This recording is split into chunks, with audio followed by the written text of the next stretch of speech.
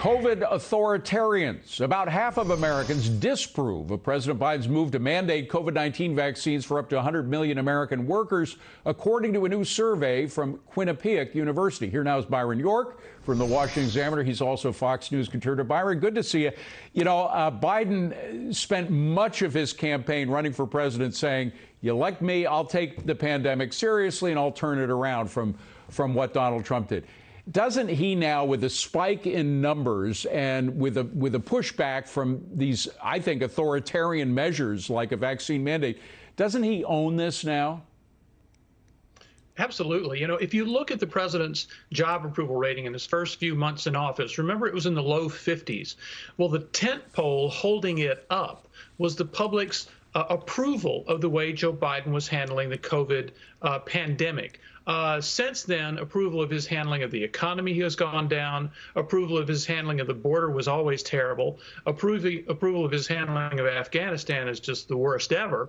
And what has happened now with the mandates, and especially with a lot of the confusion that Biden has sowed over the need for a vaccine booster, that public approval of his handling of COVID has gone down too, which is why the president is underwater. And he's not going with the science. I mean, he said it's all about the science. He's not going with the science. One thing that the vaccine mandate doesn't allow for are exceptions for natural immunity. And there are all kinds of studies out now. There's an Israeli study out that makes clear. The Israeli study says if you've had COVID, you're more than 27 times more immune from another infection than somebody who hasn't had COVID who's been vaccinated. There was also an earlier Cleveland Clinic study that says much of the same thing. So, I mean, he's not going with the science.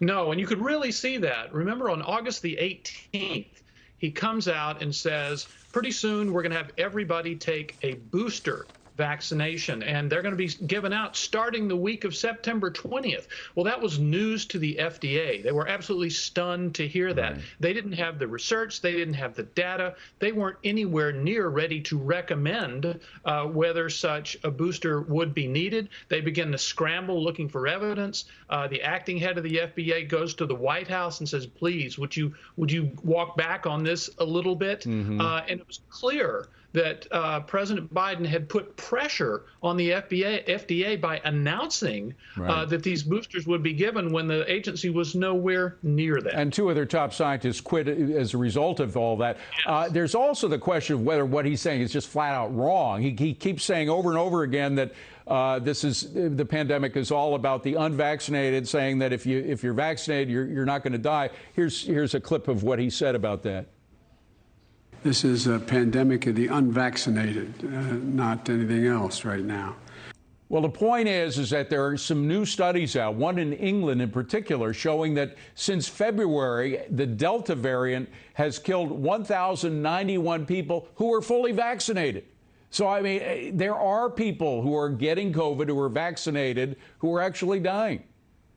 You know, I think one problem we've seen from the government, you just mentioned this question of natural immunity versus immunity brought on by the vaccine, is that there's a lot of conflicting information. Some scientists, reputable scientists, disagree about this, and the government should be straight with the American people about it. When they don't really know something, they shouldn't come out and say something definitively when there is actually scientific disagreement. Well, being straight is one thing this administration has a lot of problems with, whether it's Afghanistan or the pandemic. Byron, great to see you. Thank you for being here. Appreciate it.